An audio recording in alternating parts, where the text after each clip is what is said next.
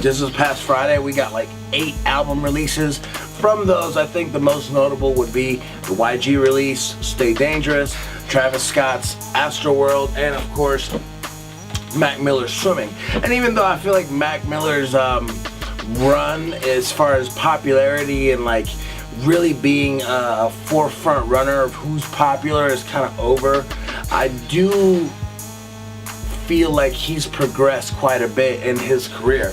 Well, when he first came out, he seemed to be very transparent and very about promoting the suburban white kid lifestyle. I think as his career kind of progressed, he kind of gotten more involved into trying to become more accepted in the hip hop community. He started getting more tattoos, you know, the usual Hollywood shit. And I think in the process of that, he kind of lost his core fan base. And although most of them are probably fairly loyal to him, I do think, at least to me, it was kind of off-putting to see him try to be so hip-hop and not just be a young white kid from Pittsburgh that just made good, fun music, you know what I mean? Though I did think that this project, out of the 3, was maybe the most consumable, you know, especially now in summertime, barbecues, pool parties, things like that. I think it's definitely the most musically inclined, and he definitely experimented a lot with production. I know he's doing a lot of his own production right now, which is really awesome and really impressive. Again, not a lot of great in-depth content from Mac Miller. We don't get a lot of that kind of stuff, but he does tap into some more personal topics as far as, you know, how he's dealing with the, you know, being a celebrity and blah blah blah blah blah. Overall, I think the Mac Miller does stand his ground if you're open-minded to not just be all about gangster music or all about super wave auto-tuned out music. I think his does stand the ground as the most musically dynamic project out of the 3. I think it's a pretty clear-cut thing. I think J-Rock started this wave of like gangster rappers coming out and experimenting with their flows, their deliveries, their videos, and the Lil Homies as a unit have really opened the gates for street artists to become more open-minded to, you know, creatively presenting their music, you know, with music videos and things like that. You know, TDE, of course, has had a great run of having extremely outside the box music videos and ideas behind the concepts of how they present their music. And I think YG has followed suit with that, although I don't think that he's really mastered his new sound or where his sound is going to go just yet. I would say that this album for YG is like what 90059 was for J-Rock before the accident. I think he's still kind of finding his wave, but there's tons of great records on that project too, from like real funk, like old school West Coast funk kind of vibes,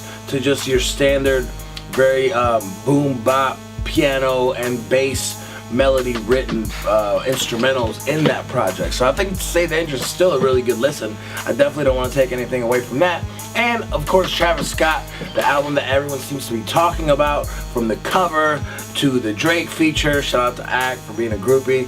But like, and, you know, even that, you know, I think everyone was very critical of academics for that reaction to Drake. But you know, as a connoisseur of music, as somebody who's like genuinely passionate about music, I can't say I would ever get to that extent, but I do share the sentiment of, especially because the track listing was never actually listed, which is kind of genius. Especially, I mean, obviously if you're an upcoming artist, don't do that shit because you look like a fucking idiot.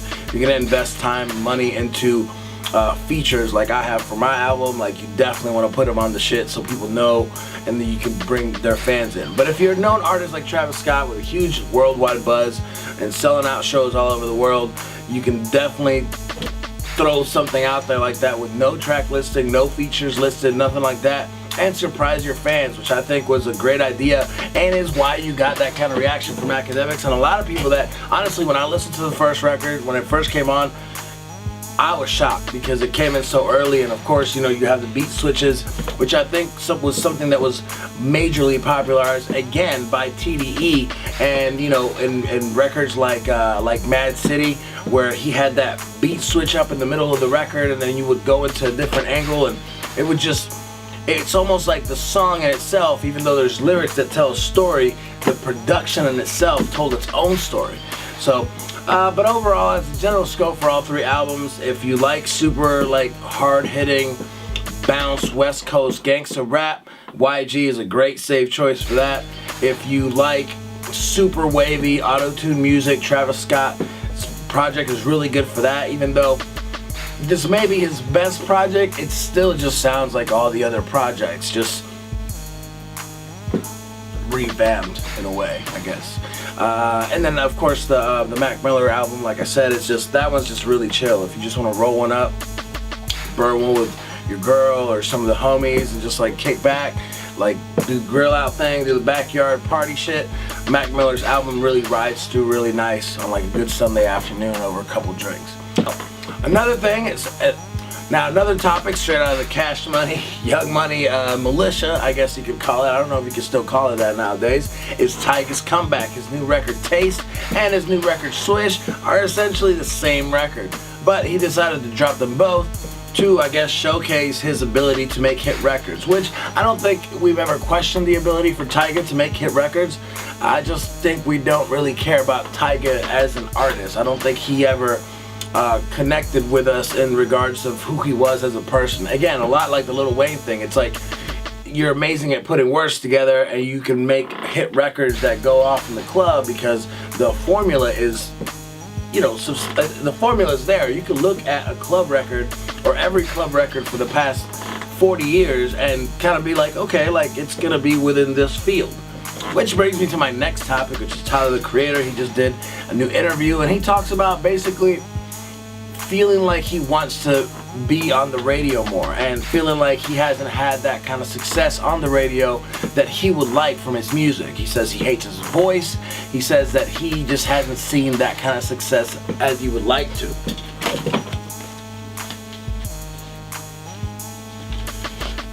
And to be completely honest with you, he's absolutely correct. His voice sucks for radio.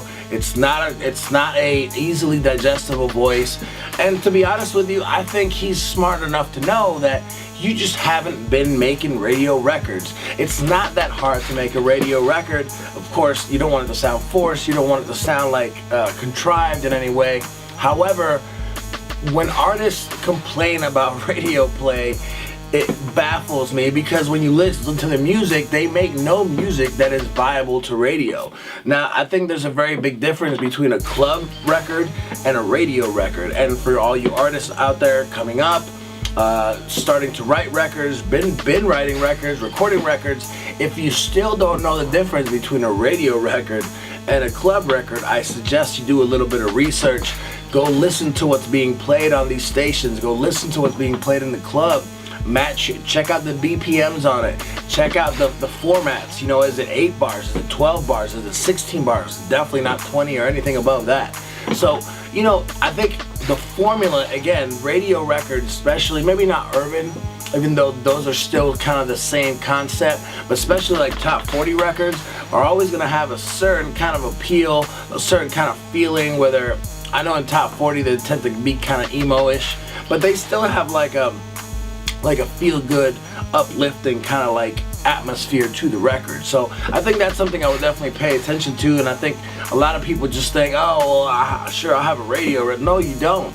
You don't, you know, that dark, gritty underground sound, that shit works. It's like a commodity for it to work. You know, when you look at XXXTentacion's, his breakout record, basically, like, his music, that was the only one he had. Outside of that, all his music was fairly dark, almost depressing. It's just kind of like gritty, dark records, and nobody's really trying to play that or listen to that on the radio, and that's just what it comes down to. Now, do I think Tyler, the Creator, has the ability to create radio records? I don't know, honestly, because again, his voice is just not, it's just not a voice that you would hear on it. Doesn't even sound commercial. He would have to do some extreme vocal tweaks, and I mean, maybe get with 40, you know what I mean? Like, he could just whisper on songs and hit the notes like he does for Drake, and then 40 will take it and make it sound like he's Alicia Keys on that bitch, you know what I mean? I don't know. But I don't think that Tyler, the Creator, has the voice for like radio records specifically, and honestly, I don't think that's his lane. I don't think his fans want that. I don't think radio wants that. I don't think, I mean, he might want that, but I think that's just him getting bored with being super artsy and a super hipster rapper, which, you know, I know a lot of rappers, especially here in Indianapolis, that, you know, some of these guys will make a record that almost sounds catchy, that could maybe go on radio, that could maybe get played in the club, and they actually trash it because, oh, they don't want to sell out. Motherfucker, it's a business. You either got to get in the motherfucking game of making records that a large majority of the population can consume, or you're going to fucking be making hip-hop underground jams for your grandma in her basement for the rest of your life. So get that shit together. Get out of that mindset that you shouldn't make a hit record, because this is a business. If you want to make music for yourself, stay in the basement, show all your friends. They're gonna tell you it's fucking hot rocks, and you're gonna be fucking selling rocks in no time. You know what I'm saying? Make that hit record. Find it. Figure out what your hit record should sound like, from production to content to what the message is. Shit, Logic had a hit record about suicide and the suicide line and calling it if you feel that you might off yourself. You know what I mean? And then Drake has hit records about loving strippers. You know what I mean? There's a lane for you to make a hit record.